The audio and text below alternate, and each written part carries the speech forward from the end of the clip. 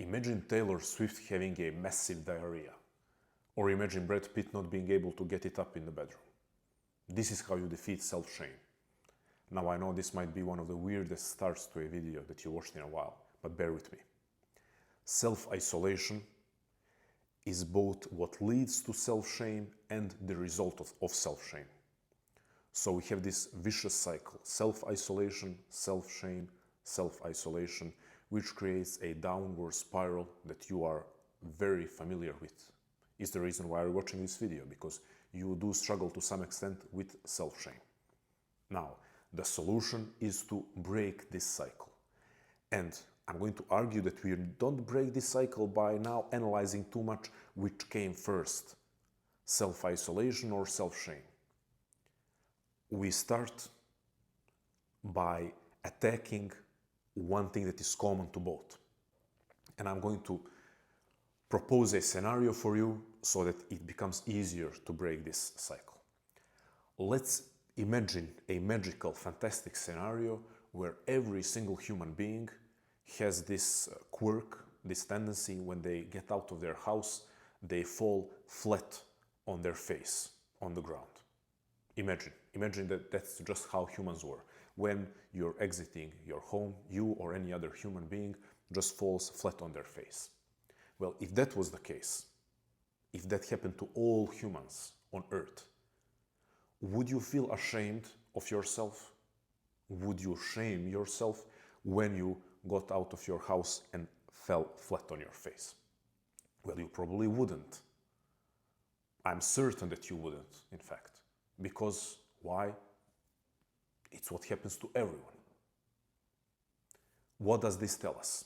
It tells us that when you acknowledge that something is, when you acknowledge and perceive that something is a universal human experience, then you tend to not shame yourself for going through that experience. Now let's go back to self-isolation. How does self-shaming happen? When you convince yourself that it's a deeply individual rather than universal human experience that you're going through. Oh, I embarrassed myself by doing this. Oh, I'm terrible or messed up for doing this. I am so awful and broken for scrolling. While we have the most successful people on earth saying that they are struggling with scrolling. Oh, I made this awkward comment in the social circle that I was in. Basically, the most universal human experience. Everyone says something awkward and is or acts awkward at some point in their life in some social setting. But every single time you're shaming yourself, every single time you feel shame, and every single time you go in this downward spiral, it's because you're perceiving it as uniquely your experience of being weird, broken, messed up, whatever, fill in the blank. Now, if we make an effort to recognize once again that every human experience is a universal human experience, then you don't fall into the cycle of self-isolation, shame, and so on and so forth. One great thinker that encourages, I believe, in people lack of self-shame, that encourages in people self-acceptance and acceptance of everything human is French Renaissance philosopher Michel de Montaigne. I cannot recommend and say that Montaigne's essays are the easiest read or the most enjoyable read, but if you manage to get into his essays, if you manage to be able, or if you manage to read his essays, if you manage to get into them, you will find that he is the ultimate philosopher or of the art of life, like Nietzsche after him, who was immensely inspired by Montaigne. That's the line of philosophers of life. Ancient philosophers usually were philosophers of life, treating philosophy as the art of living. Montaigne is one of the examples, later Nietzsche. Why am I mentioning here Montaigne? Because he is a philosopher who talks about having hemorrhoids, who writes about so many embarrassing things about his life, deeply human, but things that we would consider embarrassing. But he is basically like, okay, I'm going to present, and even he says it at the beginning of his work, which is titled Essays. He says, I'm going to present the most human, and by the most human, in some ways, the ugliest portrait of myself. While history and today's show business is full of the opposite. Let's put forward the most idealistic version of that figure, person, celebrity, politician, actor, thinker even. Let's present the most polished version, the most unrealistic version of that person out there, which is what creates this lack of connection between us and people who are sort of or supposed to be exemplars in the society, which is then why we forget that what I said at the beginning. You know, Taylor Swift did have a diarrhea, or more likely she had many diarrheas in her life, as weird as it sounds to say this and for you to imagine it. But the fact that this is something that we cringe at, that's problematic.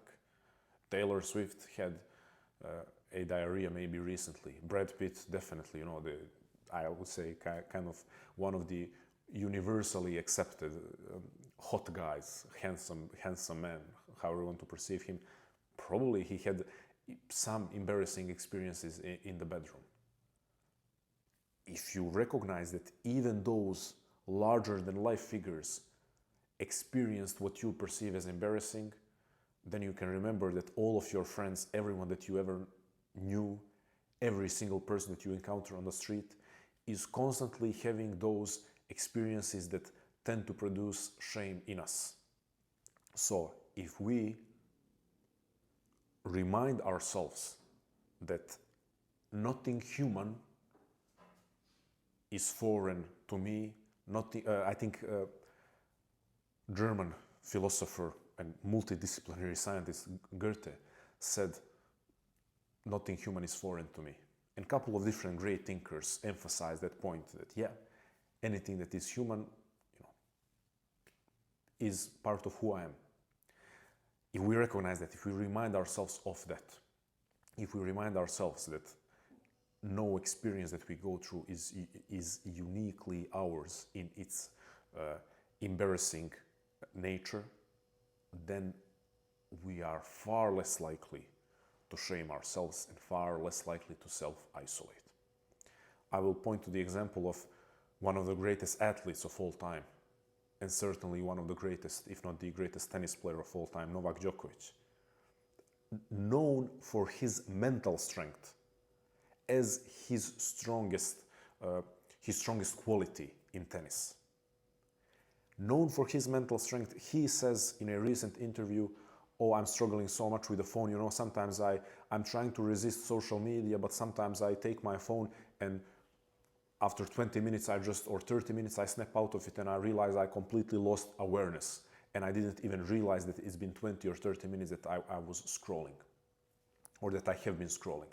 So if one of the greatest athletes of all time, who became one of the greatest athletes of all time because of his mental strength, says that he's struggling with scrolling, does that mean that you should scroll 3 hours, 4 hours, 6 hours per day? No, but it means that when you catch yourself scrolling, you don't enter the cycle of self-isolation by thinking this is because I'm messed up and then shame yourself. You are a messed up, broken, lazy, undisciplined person who is scrolling so much, and then you further self-isolate and shame and create downward spiral. No, you recognize this is a universal experience of the modern human being in the modern digital age. And there is no place in shame, there is no place for shame in this experience. There is only place for looking at how can I fix it? How can I get slightly better at managing this experience? How can I prevent it in the future? How can I reduce my tendency to engage in this behavior in the future? but not to shame yourself. So maybe you don't have to always imagine Taylor Swift having a diarrhea. Maybe you can remind yourself that some of the most successful, most accomplished people are struggling with things that you are ashamed of. Because every single day I receive a message from someone, because I'm privileged to have a big audience. Every single day I receive a message from someone being ashamed of the fact that they are massively struggling with their focus and attention. And every single time I tell them, do you realize you are describing the ultimate relatable human experience of the modern age, and you are ashamed of it, as if it's you. This is not to take away the responsibility from you, the responsibility of doing something about it.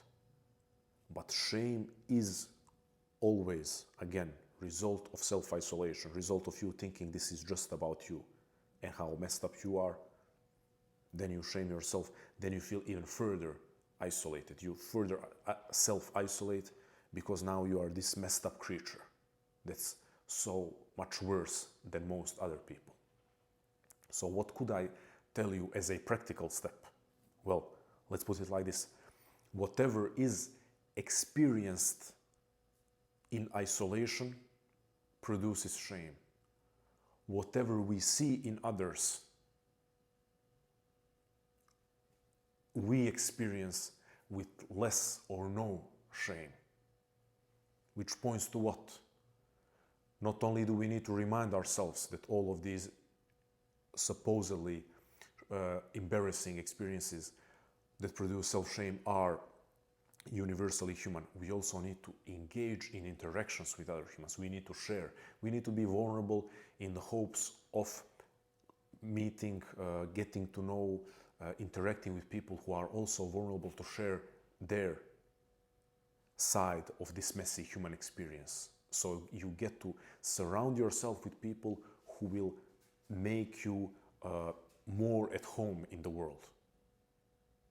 If I have friends who are immensely successful, but they admit that they deal with insecurity, they admit that they deal with procrastination, they admit that they deal with imposter syndrome, then I'm far less likely to be ashamed of the fact or to shame myself for procrastinating, to shame myself for feeling or experiencing imposter syndrome. I'm far less likely to shame myself for feeling insecure if I engage with other humans who are willing to share that experience with me.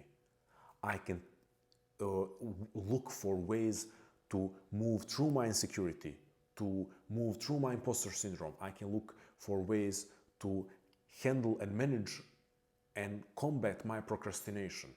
But I am not ashamed of these things and I do not shame myself. So what to do?